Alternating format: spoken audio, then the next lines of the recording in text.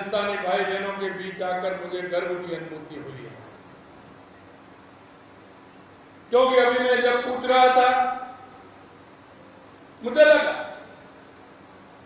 शंकर भाई मेरे को बता रहे थे, उन्होंने बाढ़ों के बारे में भी बताया, सिलीगुड़ी के बारे में भी बताया, आपके बारे में भी बताया। मैंने उनसे कहा ये जो आप मेरे को बता रहे हैं ये राजस्थान की मिट्टी के अंदर है, वहां की संस्कृति के अंदर है, क्योंकि वो महाराणा प्रताप की धरती है, वो महाराजा सूरजमल की धरती है, त्याग की मूर्ति पन्ना धाय की भूमि है, भक्ति की मूर्ति मीराबाई की भूमि है। ये भूमि आप देखते हैं, इसके अंदर त्याग, तपस्या, बलिदान की कहानी है, और वो कहानी कहती है कि राजस्थान कैसा है। और जब मुझे खुशी होती है कि मेरे राजस्थानी भाई बहनों ने उस राजस्थान की मिट्टी की खुशबू देश नहीं दुनिया में फैलाने का काम मेरे प्रवासी भाइयों ने किया। मेरे बुजुर्ग बैठे हैं, मैं देख रहा, ये आए होंगे, इनकी अगली पीढ़ी आई होगी, कई तो ऐसे हैं जिनको 4-4, 5-5 पीढ़ी हो गई, और उन्होंने लगातार राजस्थान की संस्कृति का निर्वहन करते हुए उस संस्कारों को पूरी दुनिया में फैलाने का काम कर रहे हैं। मेरा प्रवासी भाई जहां भी जाता है वो सामाजिक सरोकार के कार्य से पूर्णतः भरा हुआ होता है। जब तक ये किसी न किसी देवालय में, मंदिर में, किसी गौशाला में, किसी शिक्षा समिति में, किसी स्वास्थ्य के कार्यक्रम में जब तक हिस्सा नहीं लेते हैं समाज सेवा का, जब तक मेरे राजस्थानी प्रवासी भाइयों का मन नहीं लगता है। ये आज के अंदर खूबी है।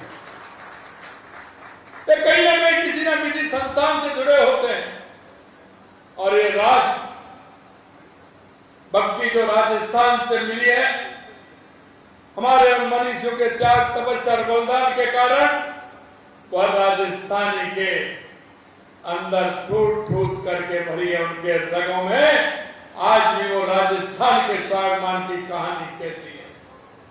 इसलिए हमारे प्रवासी भाई राष्ट्रवाद की बात, हमेशा राष्ट्र की सोचते हैं, हमेशा देश का भला कैसा हो इसके लिए सोचते हैं। और यही नहीं, जब राष्ट्र की कोई भी बात आती है तो राजस्थान का मेरा भाई बहन आगे होकर के हर काम में सहयोग करने का काम करता है। यह उनके अंदर ये खूबी है। अभी आपने देखा है, 2.25 साल पहले राजस्थान के अंदर सरकार बदली है, बड़े बहुमत के साथ राजस्थान में देश के सबसे प्रधानमंत्री नरेंद्र मोदी जी के नेतृत्व में भारतीय जनता पार्टी की सरकार आई है। मैं आपसे कहना चाहता हूं, 2.5 साल के समय में आपने देखा होगा कि राजस्थान में लगातार किस तरह से काम हो रहे हैं, चाहे वो पानी को लेकर के हो, चाहे बिजली को लेकर के हो, चाहे उद्योगों को लेकर के हो, चाहे हमारे युवाओं को नौकरी के बारे में लेकर के हो। हमारा राजस्थान पूरी तरह से काम कर रहा है। और मैं कहना चाहता हूं मेरे भाई बहनों को, क्योंकि सभी को पता है ये सब जाते हैं, कोई साल में एक बार जाता है तो कहीं के 2 बार भी चले जाते हैं, लेकिन एक बार तो जाना ही होता है, क्योंकि देवी माता के पास जाना होता है। अगर बच्चों की शादी होती है तो वहां देवताओं के लिए पूजने के लिए जाना होता है, कई के परिवारिक जन है तो शादी ब्याह में भी जाना होता है।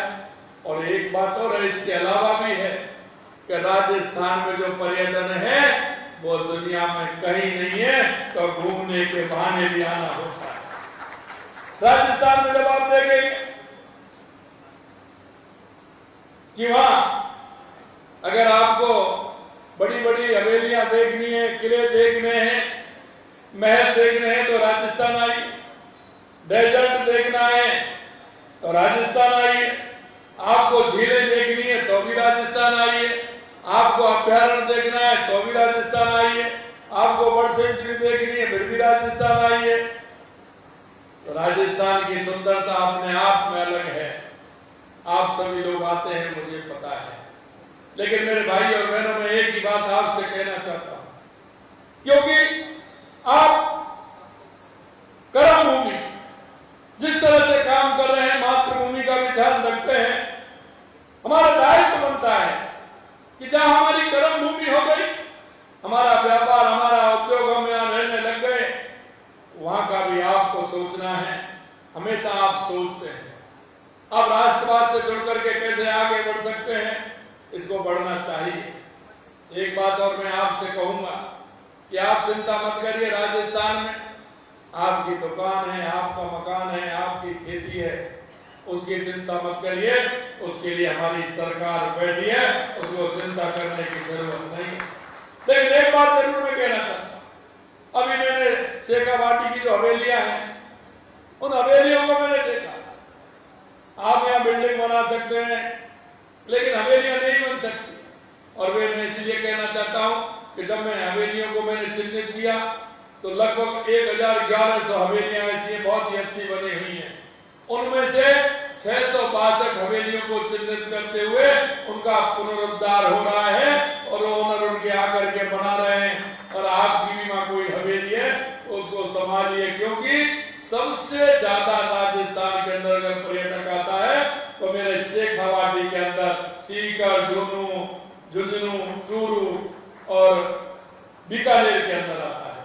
तो इस काम को भी हम कर रहे हैं। मैं आपसे ये और कहना चाहूंगा कि आप राष्ट्रवाद से जुड़कर के जिस तरह से काम करते हैं, परोपकारी कार्यों के लिए आपके हमेशा हाथ आगे बढ़ते हैं।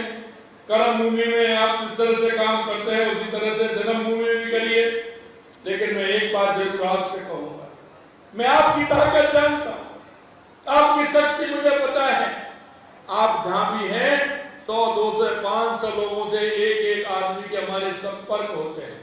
मैं शंकर भाई से कह रहा था कि चाहे हमारा उद्योग हो, चाहे हमारी दुकान हो, चाहे हमारी कोई संस्था हो, जिस भी जगह हम काम करते हैं, राजस्थानी भाई सभी को साथ लेकर के चलते हैं, उसका सहयोग करके चलते हैं।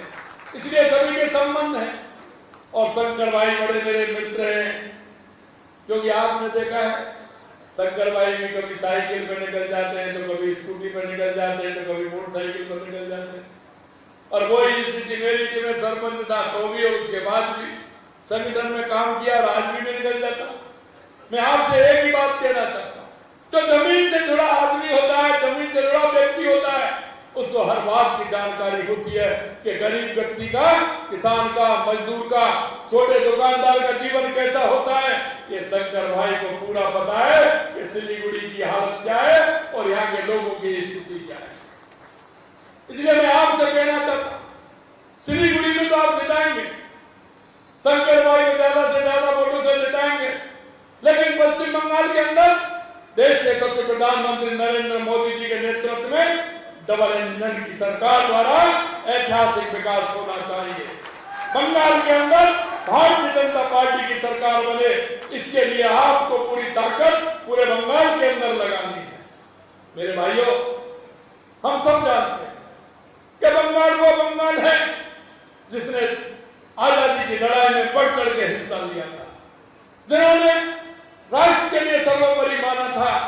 मैं आपसे कहना चाहता हूं, आजादी के बाद जब जम्मू कश्मीर नेहरू जी ने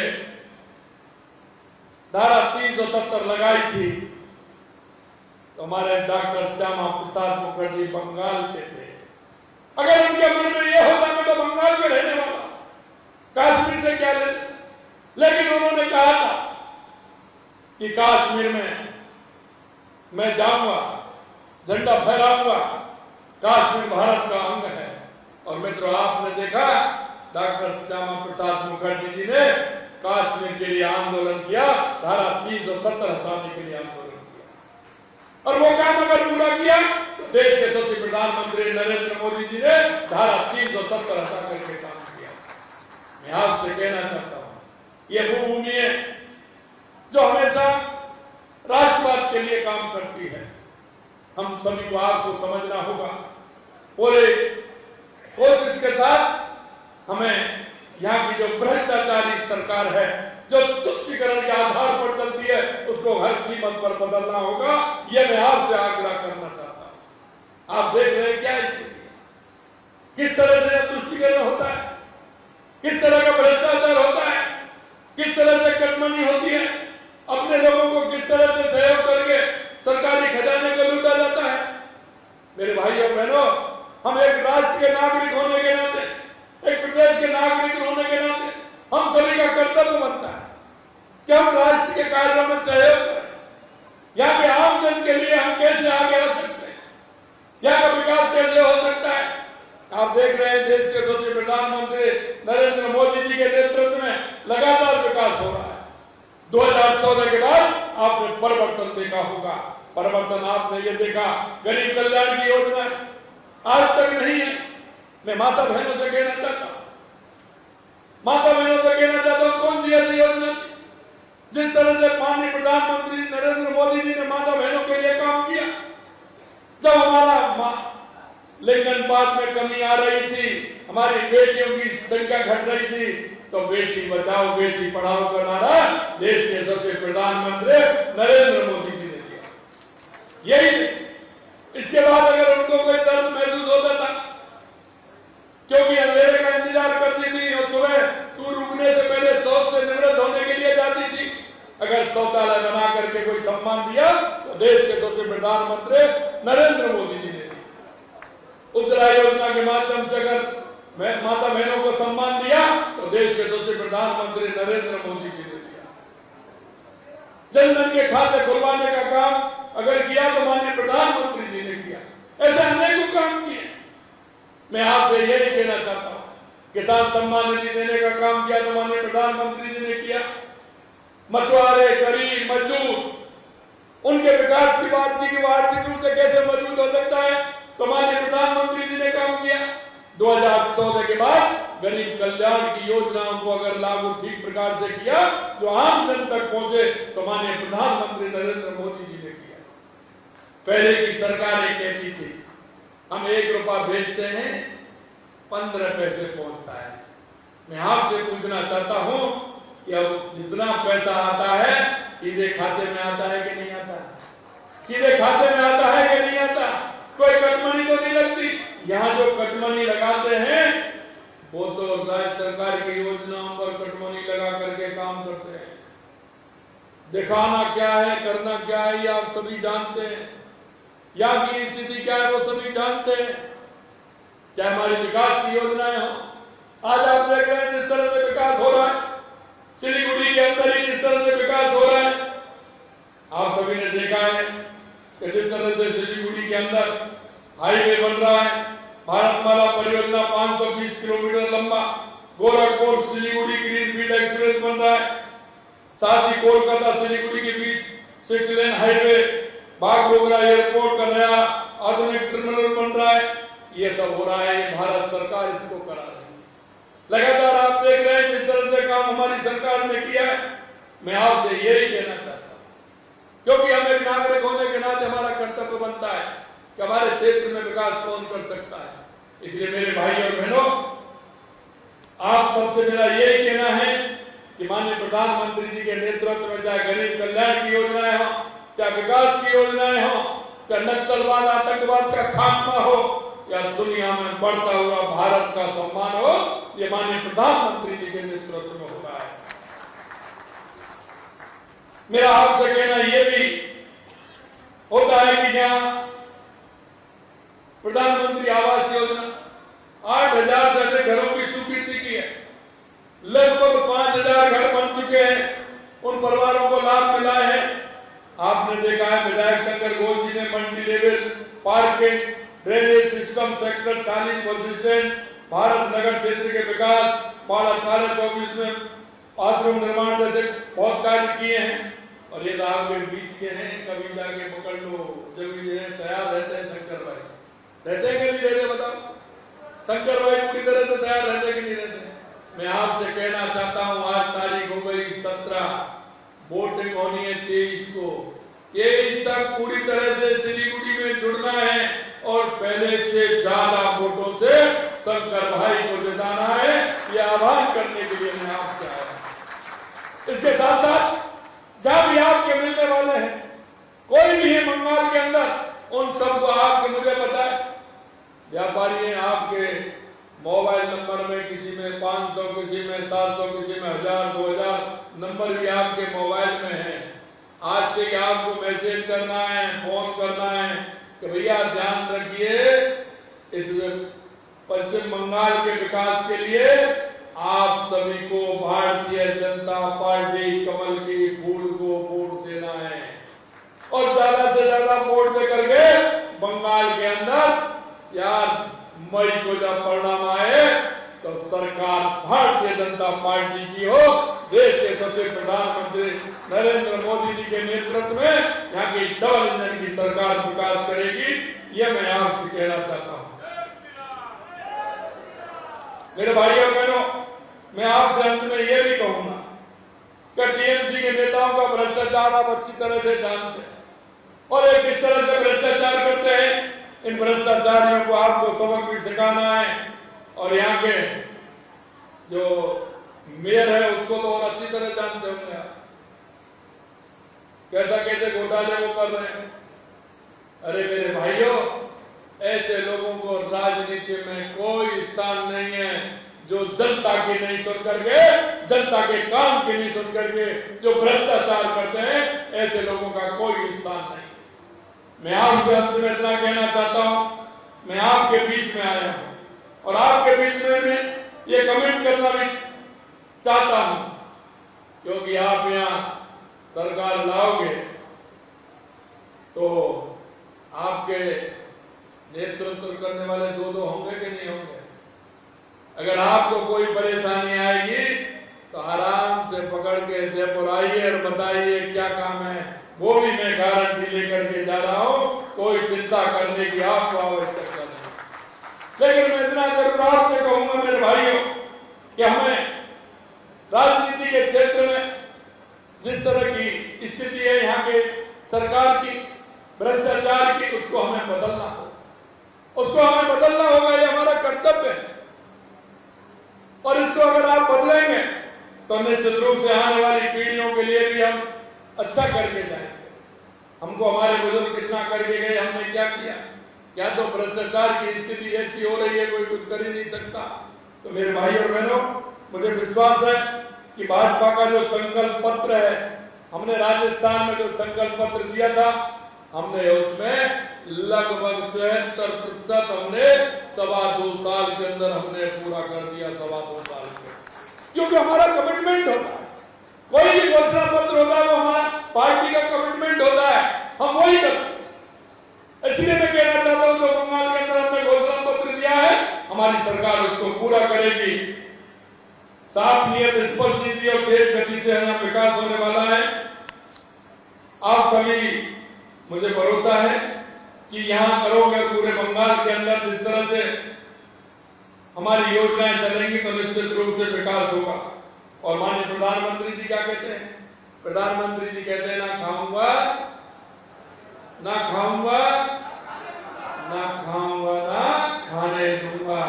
मैं इतना और कहना चाहता हूं कि हमको सुशासन की असली पहचान करते हुए यहाँ भारतीय जनता पार्टी को जिताना है।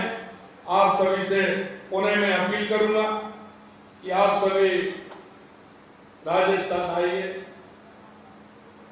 अपने घर, दुकान, मकान को देख के आइए, अपने रिश्तेदारों से मिल के आइए, अपने देवी माँ के दर्शन कर के आइए, क्योंकि आप जानते हैं हमारे घर 20 किलोमीटर पर हमारे एक ना एक धार्मिक स्थल है जिसमें आप सबकी आस्था है, चाहे हमारे खाटू श्याम हो, सालासर जी हो, चाहे शाकंभरी माता हो, चाहे तनोट माता हो, चाहे मेहंदीपुर बालाजी हो, चाहे गिरिराज जी हो, चाहे हमारे पुष्कर धाम हो, चाहे सामरिया सेठ हो, चाहे श्रीनाथ जी हो, चाहे एकलिंगेश्वर भगवान हो, चाहे रोजानाथ हो, चाहे गणेश जी महाराज हो, आप सभी से मैं कहना चाहता हूँ, आप आइए।